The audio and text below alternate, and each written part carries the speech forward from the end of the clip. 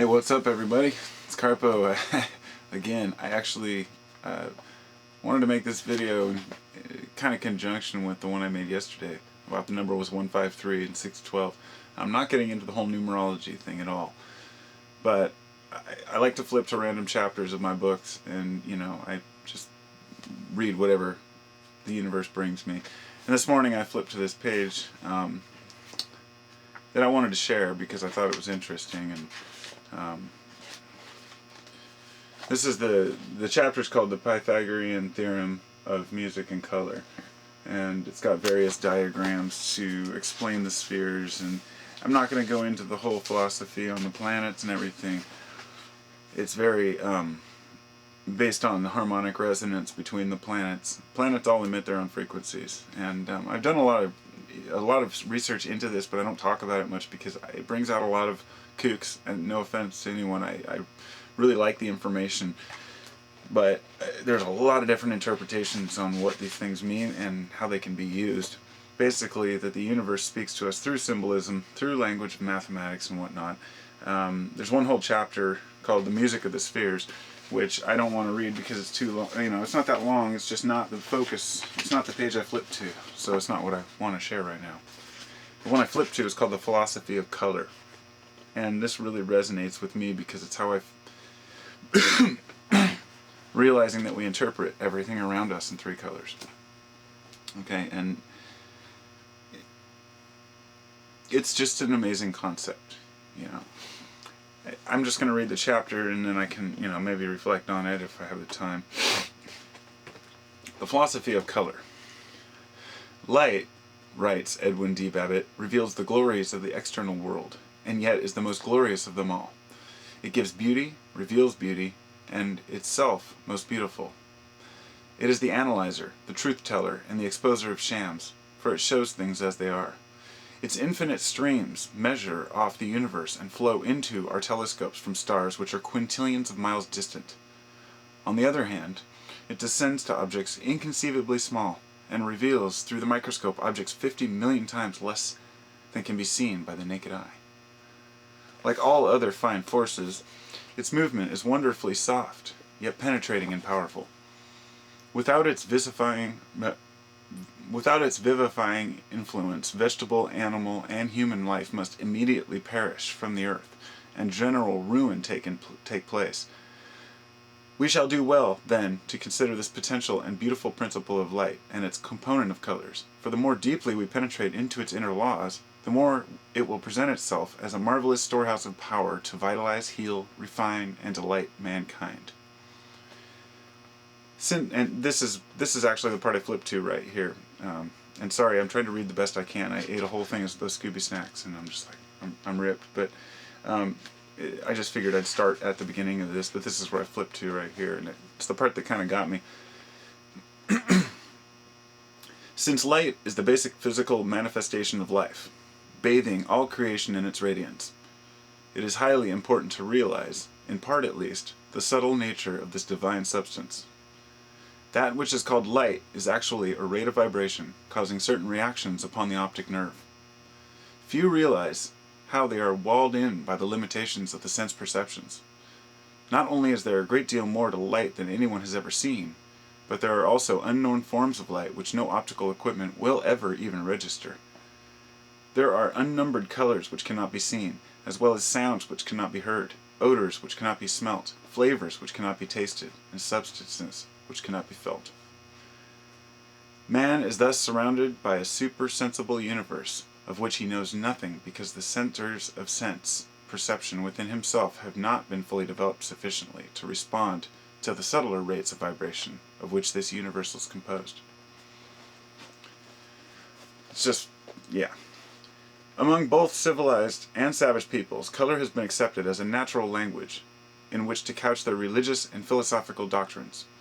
The ancient city of, Ecbatana, as described by Herodotus, its 7 walls, colored according to the 7 planets, revealed the knowledge of this subject possessed by the Persian Magi.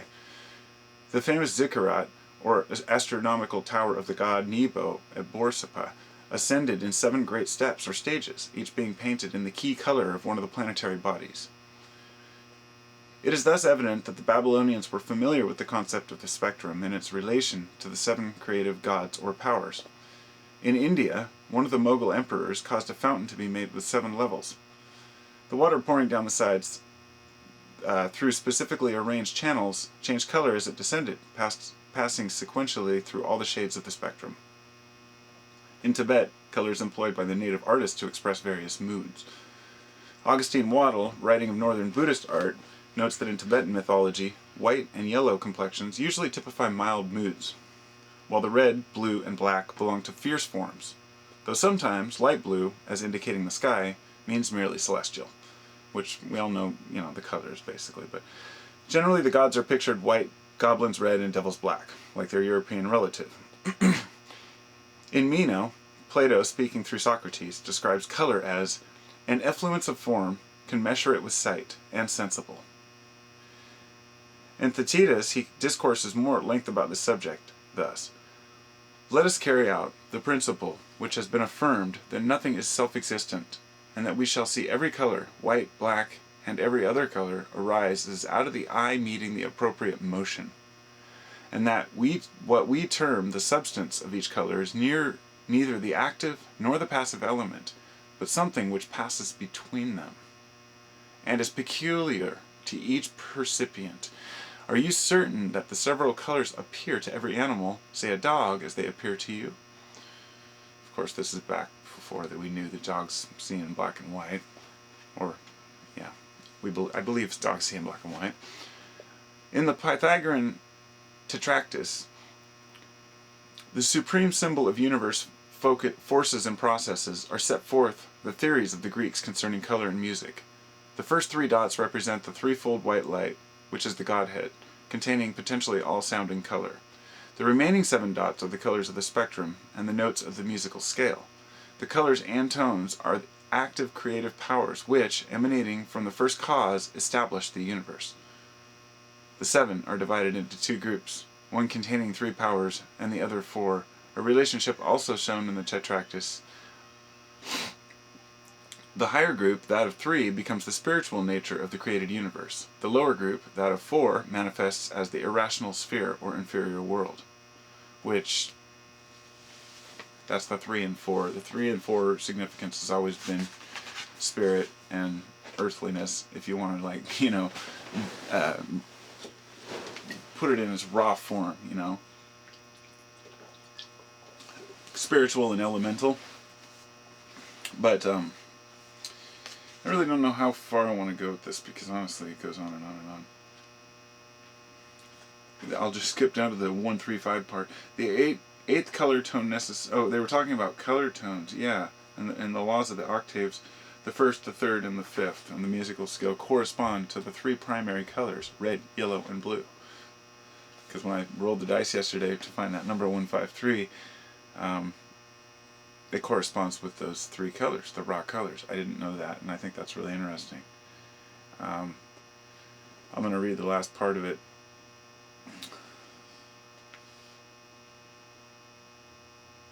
No, I'm not, because there's just too much nonsense that's hard to understand. I mean, it's not saying people can't understand it. I don't understand a lot of it. A lot of it's very complicated. This book is Secret Teachings of All Ages by Manly Hall. It's freaking huge, so I read it the best I can. There's lots of interesting information, but just like everything, you process what you can and try to be reasonable, not overwhelm yourself by getting sucked into a belief of, I found authors who are so convincing in their approach, as well as documentaries and stuff like that. And that's really been on the top of my mind lately, how effective people are in their presentations of what they consider the truth.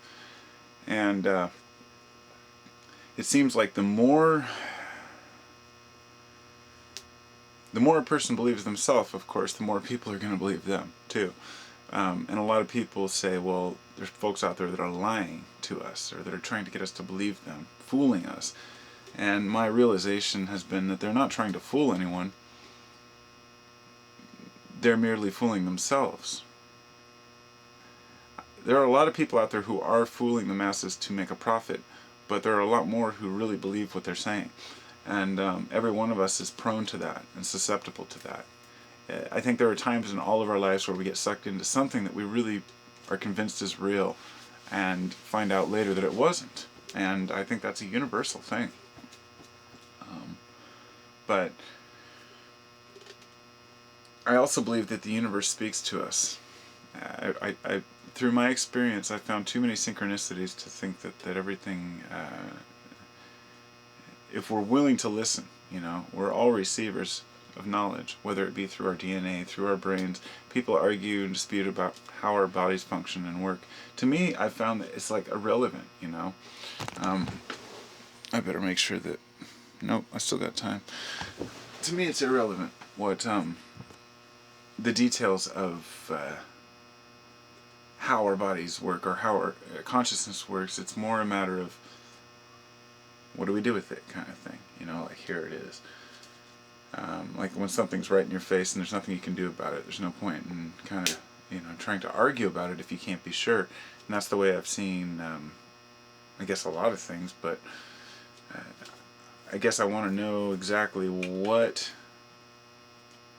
the universe is trying to say, if it's speaking to me, and if a lot of things are coincidence. And that number example yesterday, the reason why I'm saying that is because it was just strange that, I think it's strange that the two numbers I chose were, that the first was divisible by 4. I think that was one of the most interesting things to me, that it went into the other number. 153 and 612 were the numbers that I randomly chose to do research on by rolling a dice, and they were both important numbers, supposedly. One from the Kabbalah and one talking about the fishes in the Bible, and it was just like, okay, so what does this mean? And so I've been doing further research and come to the flower of life and all these things that I keep recurring in my research.